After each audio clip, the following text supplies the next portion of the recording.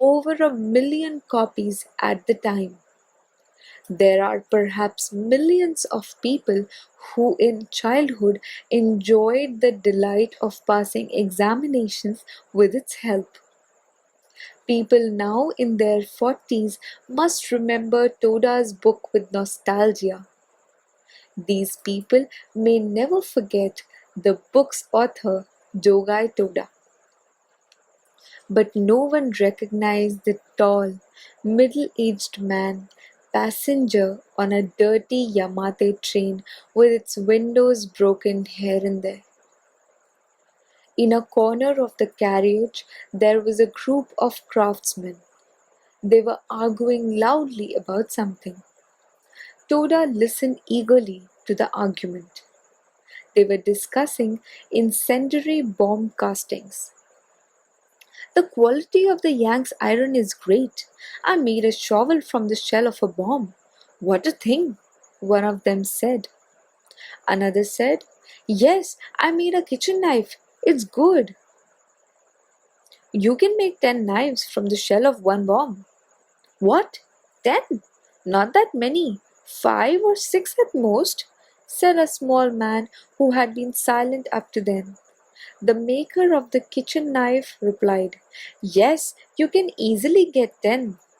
Don't be such a fool, no more than 5 or 6.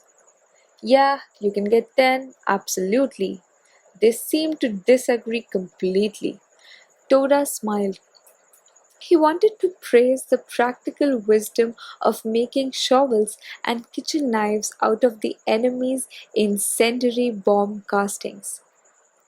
Toda approached the craftsman as the train entered Meguro station. As he got off the train, he spoke cheerfully to them.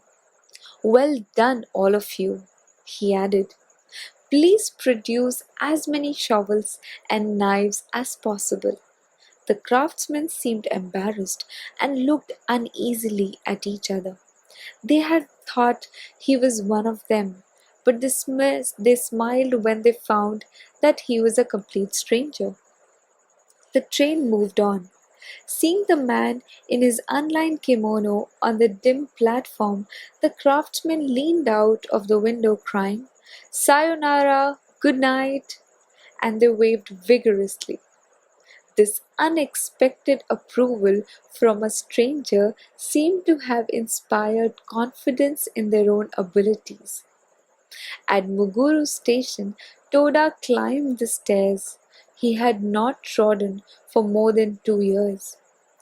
Each step seemed full of memories. Weakened by the rigors of prison life, he was forced to stop and rest several times and then once again on passing the ticket barrier. The other three, his wife Ikui, his sister, and his nephew, paused as if to assist him. Then Ikue left the group and went into the street, looking around through the darkness for a taxi. But of course, none was operating in those extraordinary times. At the terminus, a tram was waiting. Going by tram was the surest way of getting to their home in Shirogane. She returned to the group and told them that there was a tram in front of the station. Toda nodded slightly and began to walk buoyantly at the head of the group. He went alone past the tram and crossed the street. The three immediately followed him. Ikui said, Dear, let's go by tram. No, I just want to see the burnt fields. Looking back at his wife, Toda indicated the direction with a thrust of his jaw. After crossing the street, they took a road branching off to the right. It gradually descended, and on the right were the burnt-out ruins of Jishu Gakan, a private school Toda had formerly run. In the uncanny silence, only the clatter of their footsteps sounded alive. Everything else was burnt. Although the weather had affected the debris into the 2 months since the air raids, a smell of scorching still hovered over the area. Sitting on a nearby foundation stone, he said, as if struck by a sudden idea, "Have you got a cigarette?" "Yes, yes, I have." Rummaging in her handbag, Ikui handed over several government-rationed cigarettes. She had kept them carefully in her handbag so that she could give him cigarette immediately after his release from prison, but she had completely forgotten about it until then. He began puffing rapturously, and the white smoke spiraled into the darkness. Had once been his own castle. In 1922, when Tsunesaburo Makiguchi was transferred from the post of principal at Mikasa Primary School to the same position at Shirogane Primary School, he had himself resigned from teaching at primary school.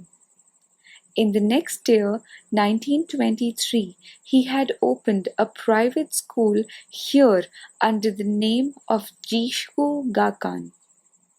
It was now completely destroyed. At the age of 24, he was already the lord of a castle. At this school, he could practice the system of value-creating education revealed by his teacher Makiguchi without being troubled by anyone. Even the most feeble-minded child can excel. This was the conviction on which he based his practical education. In fact, the primary school pupils who attended his school were able to pass any examination they desired to enter first-class schools.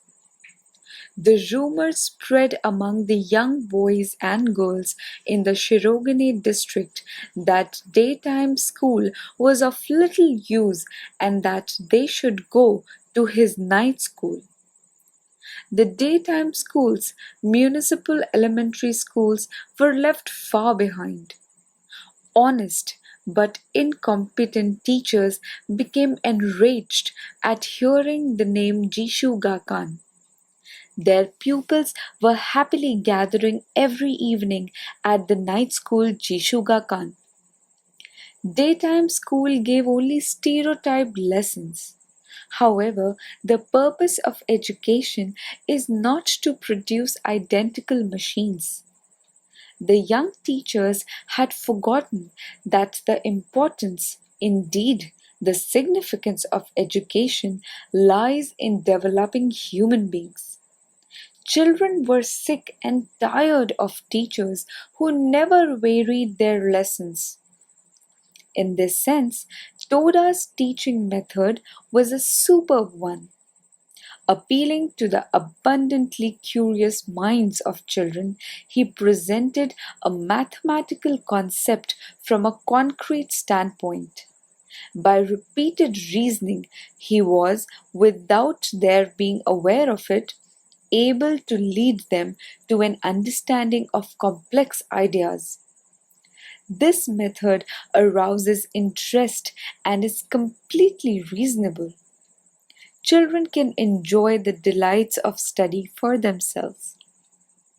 Nothing is more sensitive than the minds of young pupils, and they respond as precisely as a thermometer. Toda argued that humanity's progress owes a great debt to education.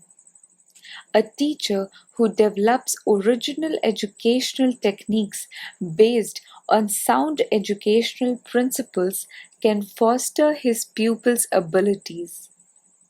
A student under the care of an educator who excels in training the perspective faculties and in developing character is fortunate indeed.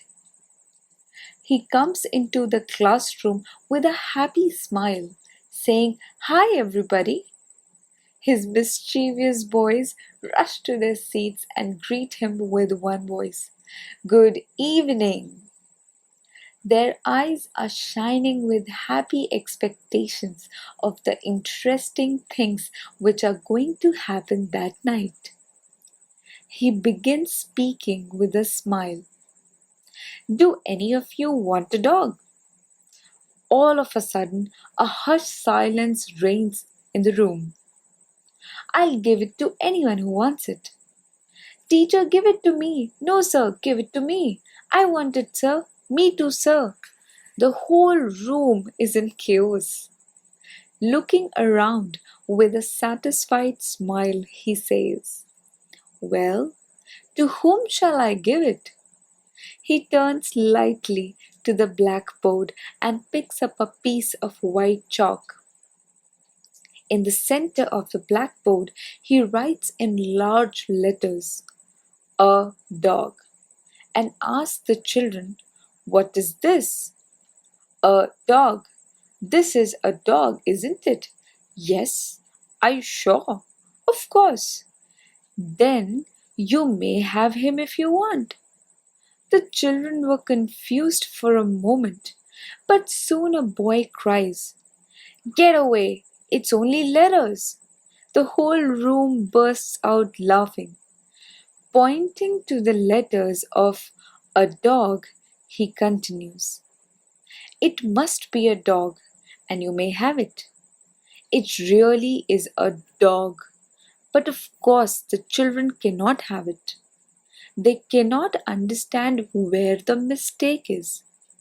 He teaches them that it is only a symbol for a dog. Thus, by taking similar amusing examples, he infuses into their untrained minds the basic concept that mathematics is a study based on the symbols of figures, and soon they begin to use their abilities to apply its principles.